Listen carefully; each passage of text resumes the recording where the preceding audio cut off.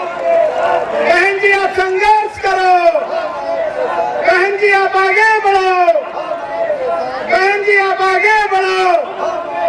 Surgeon के सम्मान में, सर्जन के सम्मान में बहन कुमारी मायावती जी जिंदाबाद, बहन कुमारी मायावती जी जिंदाबाद, बहुजन समाज पार्टी जिंदाबाद।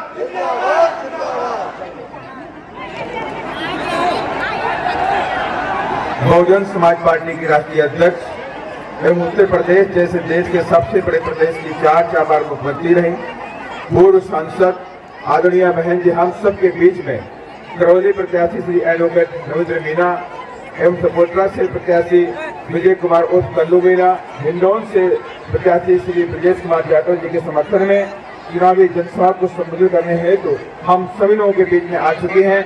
आप सभी लोग हमारे बहन जी का स्वागत तालियों की करतल ध्वनि से करने का काम करेंगे। अब मैं पार्टी के वरिष्ठगण और करौली के प्रत्याशी श्री एडवोकेट रविंद्र मीना जी हमारे बहन जी को बहुजन समाज पार्टी का प्रतीक चिन्ह हाथी भेंट करके स्वागत व अभिनंदन करेंगे। रविंद्र मीना जी।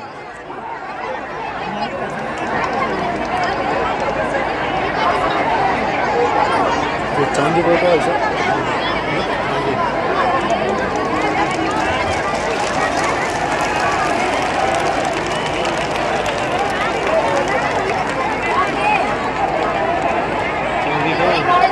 और हिंडौन से प्रत्याशी श्री ब्रजेश जाटव जी बहन जी मुकुट भेंट करके स्वागत अभिनंदन करेंगे।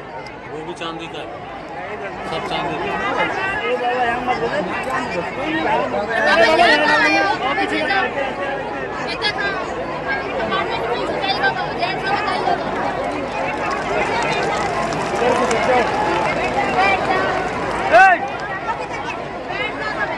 अब मैं आदरणीय बहन जी से विनम्र आग्रह करता हूं कि आप अपने ख्यालात रखें। आदरणीय बहन जी।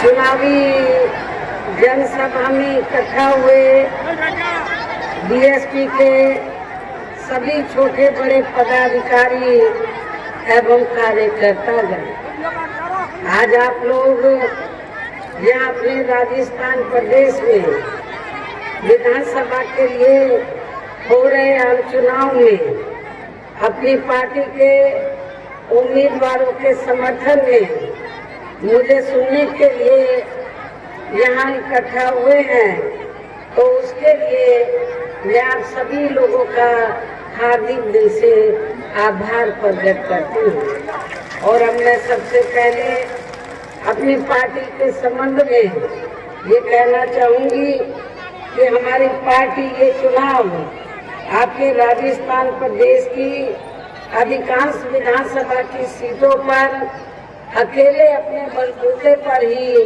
पूरी तैयारी व दमदारी के साथ लड़ रही है।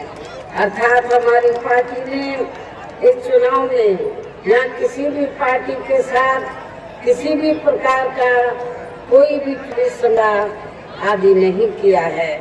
इसके साथ ही हमने बीएसपी से जुड़ने को ध्यान में रखकर फिर उसी अनुपात में ही यहाँ सर्व समाज के लोगों को टिकट भी दिए हैं। लेकिन अब मैं इस हो रहे विधानसभा चुनाव में आप लोगों का ध्यान अपनी पार्टी बीएसपी को कामयाब बनाने के लिए कुछ जरूरी बातों की तरफ दिलाना चाहती हूँ। से ही इन वर्गों के प्रति हीन व जातिवादी मानसिकता रखने वाली सभी विरोधी पार्टियों की रही सरकारें प्रभावहीन बनाने में तथा इसे अब धीरे धीरे खत्म करने की भी पूरी कोशिश में लगी हुई। यही मुख्य वजह है कि देश में आजादी के बाद व शुरू में केंद्र व अधिकांश राज्यों में भी काफी लंबे समय तक सत्ता में आसीन रही कांग्रेस पार्टी ने और अब पिछले कुछ वर्षों से केंद्र एवं काफी राज्यों में भी बीजेपी व अन्य विरोधी पार्टियों की भी रही सरकारों ने इनका ये आरक्षण का कोटा अभी तक भी पूरा नहीं किया है। पदोन्नति में आरक्षण को तो इन्होंने माननीय कोर्ट की आड़ में काफी हद तक खत्म ही कर दिया है। आप लोगों को ये मालूम है कि जब चुनाव होता है तो खासकर कांग्रेस पार्टी दलितों व आदिवासियों का वोट लेने के लिए वो इस बात का काफी प्रचार करती है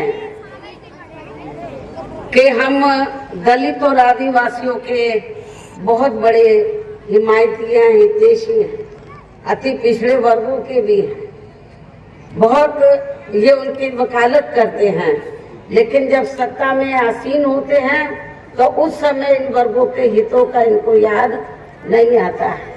और इस संबंध में मैं आप लोगों को ये याद दिलाना चाहती हूँ कि पदोन्नति में जो आरक्षण है जिसको माननीय कोर्ट की आड़ में काफी हद तक खत्म कर दिया गया है, तो जब अनुसूचित जाति और जनजाति के लोगों को खासकर पदोन्नति में आरक्षण का लाभ सरकारी नौकरियों में नहीं मिल पा रहा था, तो हमारी पार्टी ने मैं खुद भी मेंबर पार्लियामेंट थी।